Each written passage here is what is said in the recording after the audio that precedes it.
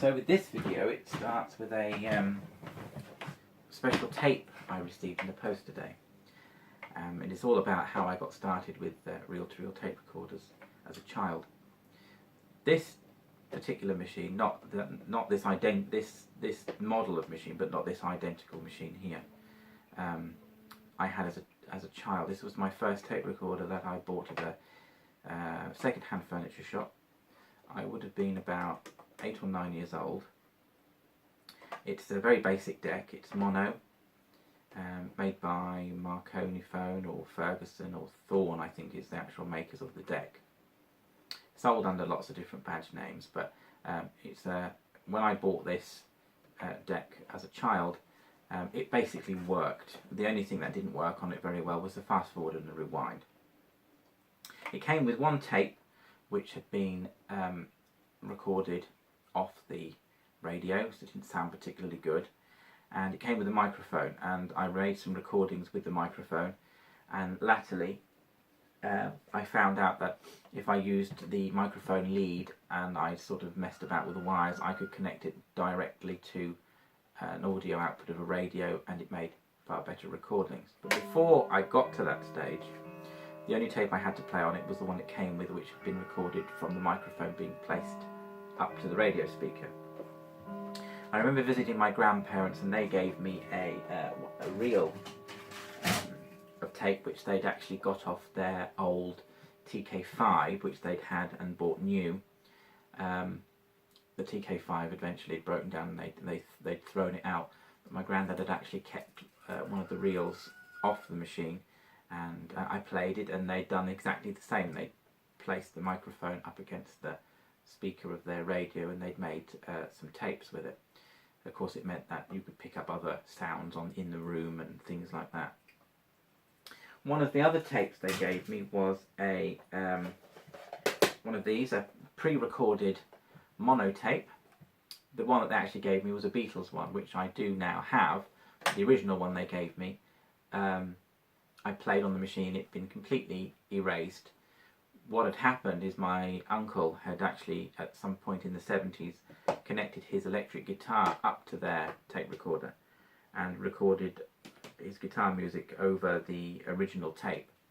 So it was just a distorted mess, and I think it was him who actually broke the tape recorder, and that's when it was thrown away. And that's when I was aware that they'd made pre-recorded tapes. This is in the days before eBay existed. So that tape was the only one I'd obviously known that they'd made pre-recorded tapes, because I had the box, the inlay, the tape, little tape reel, and the leaders on it. So I knew that they'd made at some stage pre-recorded reel-to-reel tapes.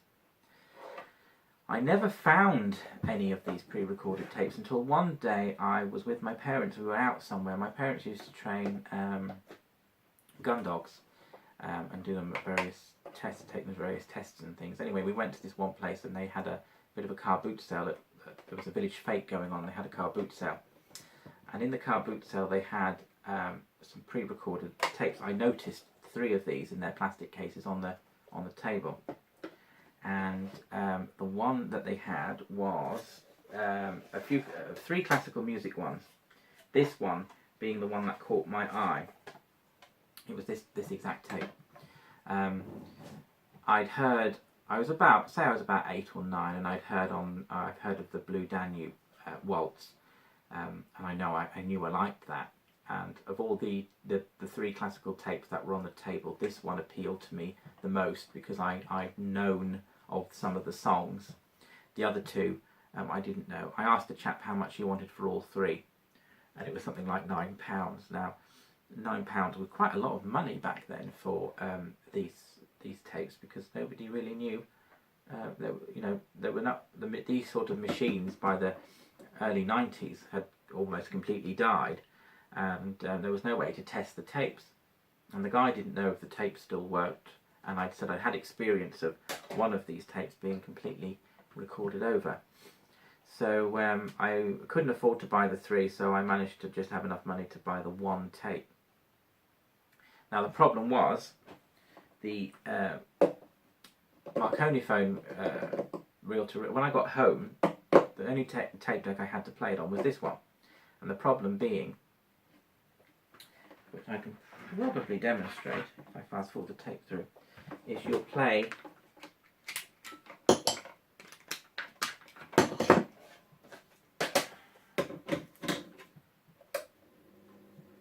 is on a mono machine. You can play back side 1, but because it's got 4 tracks, you're playing back part of the track on side 2. So as you play the track on side 1, you partially play back the other track in reverse. So essentially what it means is you can't really enjoy the tape without hearing the other side running round in reverse, which I should demonstrate for you now. There you are. So that's side 2 in reverse.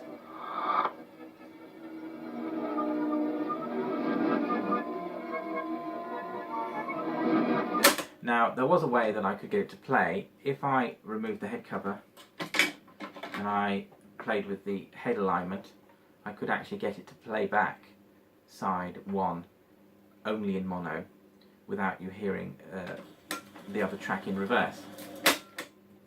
So I had this tape for years and years and years, and I couldn't really play it back.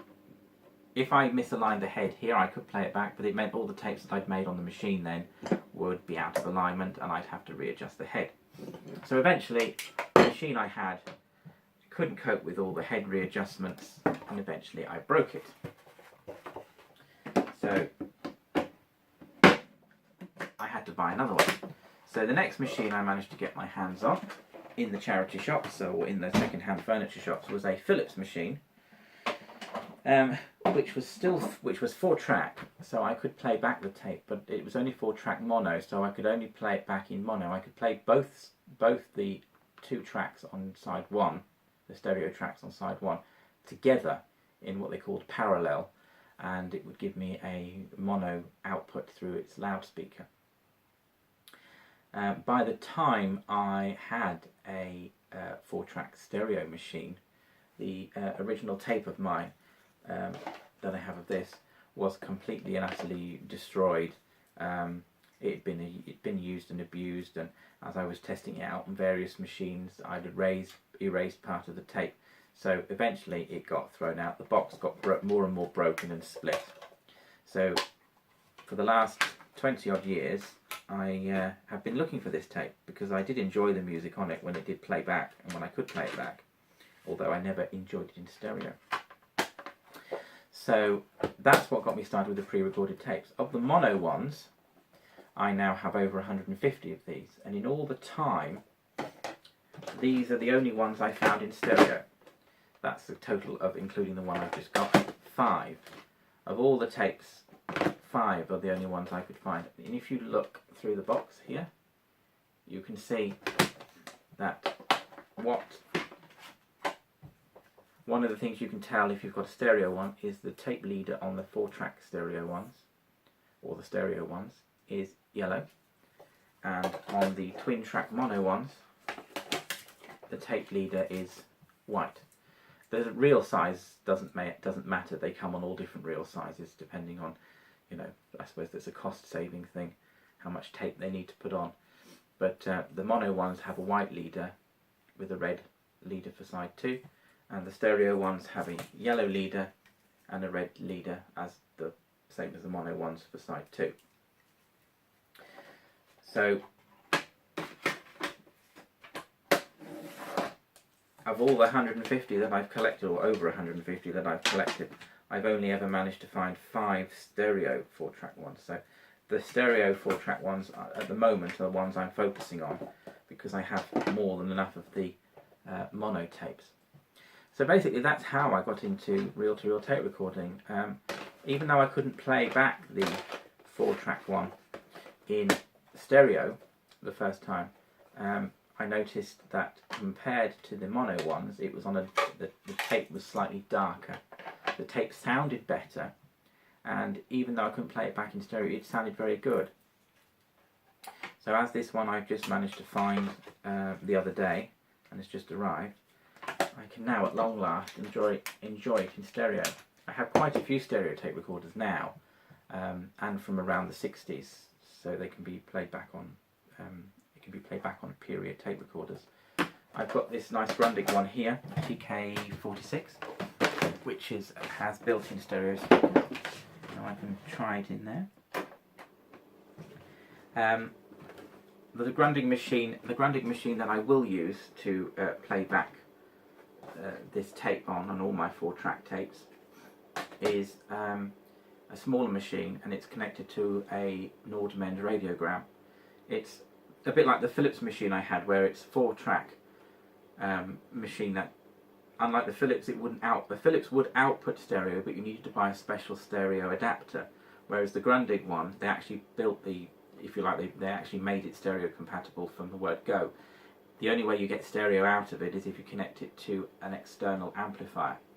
So you just need to connect it to something with a left and right DIN socket, and it will output both channels at line level in stereo. And then if you just connect it, you can use its internal speaker, and you can still get both tracks combined together to give you a true mono of a stereo tape.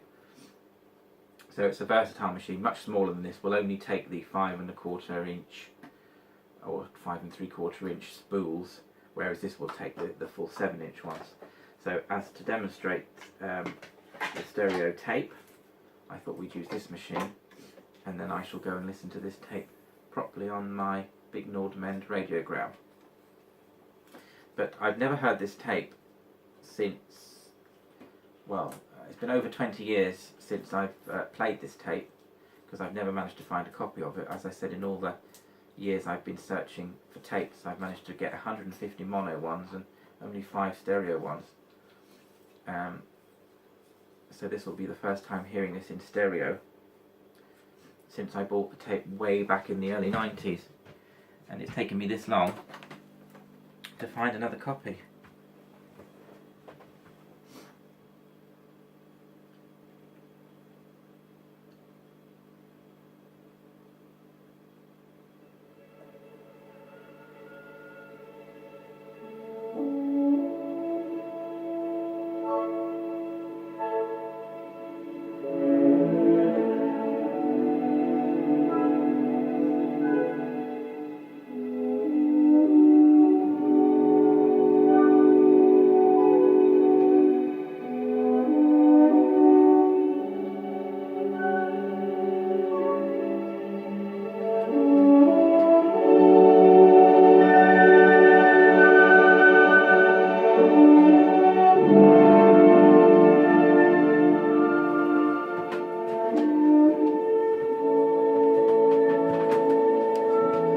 I'll just give you a look at the cover.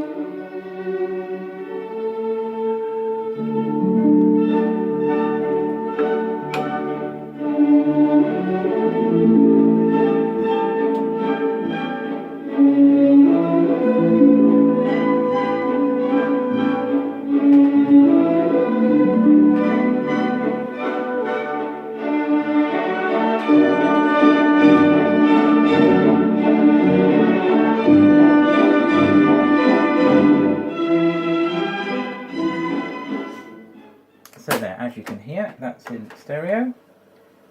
It's taken me over 20 odd years to find a copy of that tape, so I'm now going to play it back on the radiogram and enjoy it in full stereo after all these years. I just thought I'd share the story of how, when I was a child, the discovery of that tape and my first tape recorder got me interested in these pre-recorded tapes.